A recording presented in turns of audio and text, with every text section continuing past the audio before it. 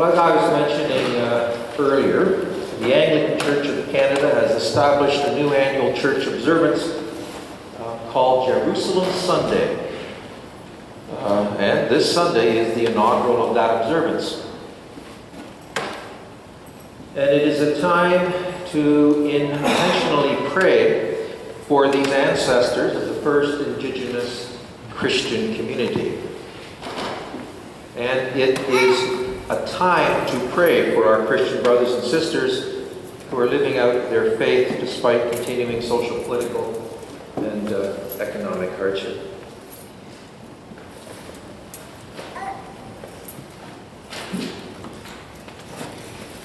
We also are asked to pray for specific ministries, particularly a ministry that the Anglican Church there has in providing assistance with health care,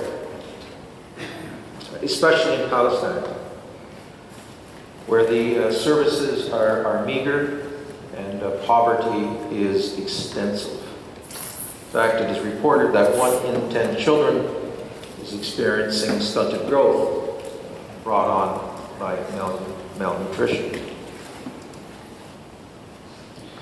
In regards to healthcare, we're not just talking about physical issues. We're also talking about mental issues here, created by the stresses of living in such a conflicted and war-torn land.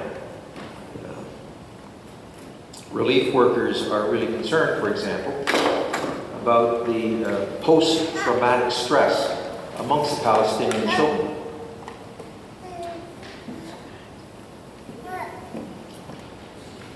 Overall,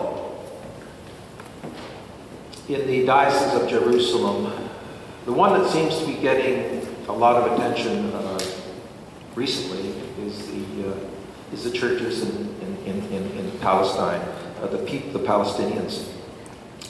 And they represent a very significant outreach responsibility for that church.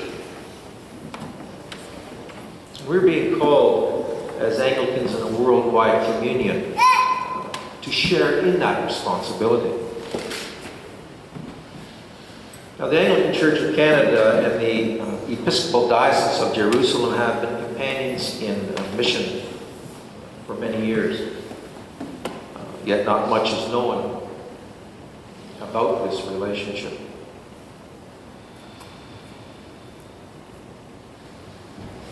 The Episcopal Diocese of Jerusalem is home to about 7,000 Arab Anglicans in 30 parishes, spread through Israel, Jordan, Lebanon, Palestine, and Syria. And most of you know this already. It's situated in one of the world's holiest destinations for pilgrims, Christian, Jewish, and Muslim. And it is also a diocese that is home to one of the most inflexible conflicts in the world, the struggles between the Palestinians and the Israelis. The land between the Jordan River and the eastern shores of the Mediterranean Sea has been claimed by both Palestinians and Israelis. And it has been settled and resettled, conquered and reconquered throughout history as far back as biblical times. There really has not been much peacefulness in that land. And the current bishop, his name is Right Reverend Suhail Dewani, believes it's his duty and that of all Christians to make Jerusalem a model for peace between Christians, Jews, and Muslims. And the bishop uses a couple of words that we're going to reflect on a little further here today, and it's called peace and reconciliation. And the bishop of that diocese in Jerusalem, believes that we are all called into that ministry. Peace and reconciliation is an inevitable lifestyle for those who strive to follow the voice of Spirit. And let me explain that a little bit, because it's not a conscious decision so much as it's an outcome of what it means to be in the Spirit. As you deepen your relationship to Spirit and find and experience a little of the Spirit's peace, and as you find and experience the power of how the Spirit can reconcile things in your own life and in the life of those around you, there is an outpouring naturally from in us where we become peacekeepers and seek reconciliation in all of our relationships. And when we live lives such as that, we draw people into a relationship with God that emphasizes getting along.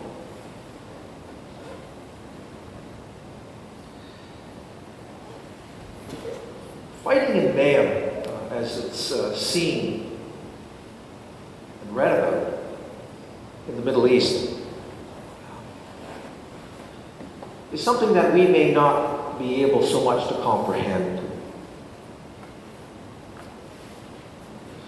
But what we can comprehend is fighting in mayhem, to a lesser degree, of course, in our own communities and in our own families. Fighting in mayhem, it's steeped in those parts of ourselves that have yet to feel peace, that have yet to know the joy of being reconciled and getting along. People ask, why do the peoples of the Middle East continue in such tragic conflict in a postmodern world? One answer may be that they don't know peace and the joy of reconciliation, because their lives have been a constant source of turmoil. See, anger and violence are bred in a swamp filled with anger and discontent and confusion and unrestrained aggression.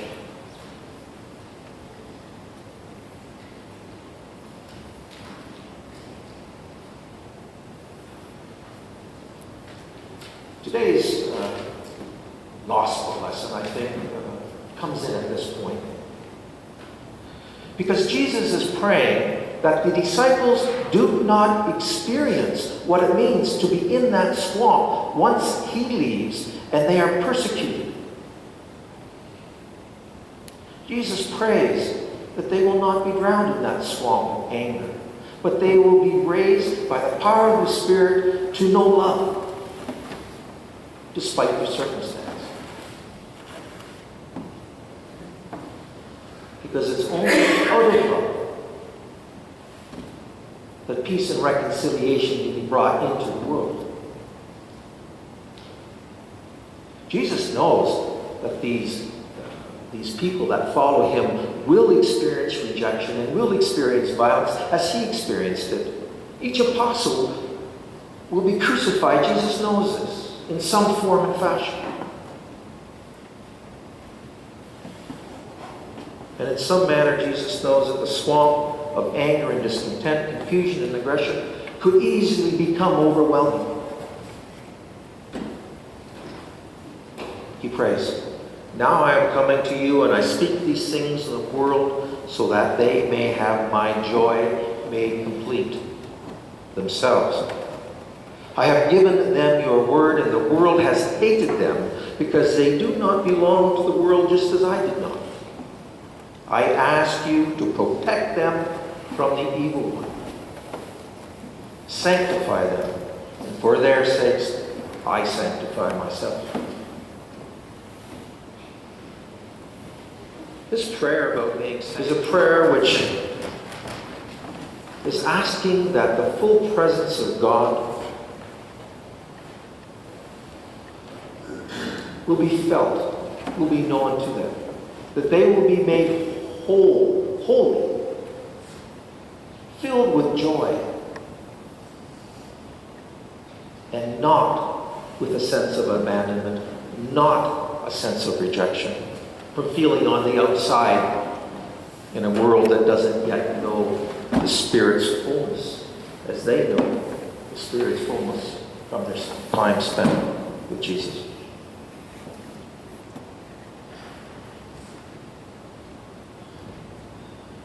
The violence that exists in the Middle East and other such politically volatile situations, it demands our attention. And that, I suspect, is what Jerusalem Sunday is all about. Drawing us to an awareness of how we can participate in that and how we can neglect the wounds that we feel because of it. Mostly because it's such a big issue. We just don't know what to do with it. We kind of have to set it aside. We have to cover it with a blanket to manage it. But it does affect us, and it affects us deeply. We feel it deeply. We're just not certain how we can express it. And so we don't.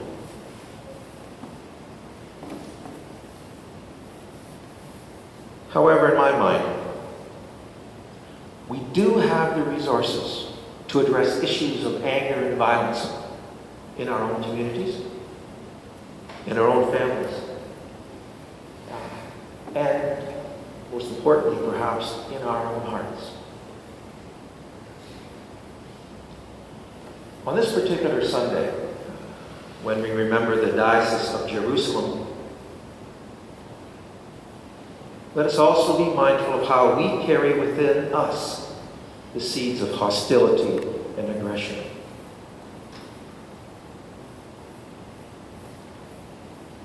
And how, as a people of spirit, we are forever being renewed so that joy and peace and love and compassion become trademarks of our lifestyle.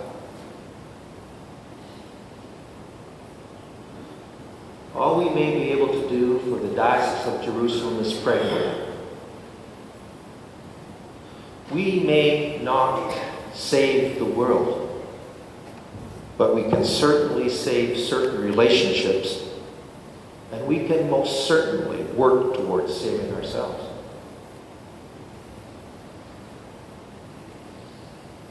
Amen.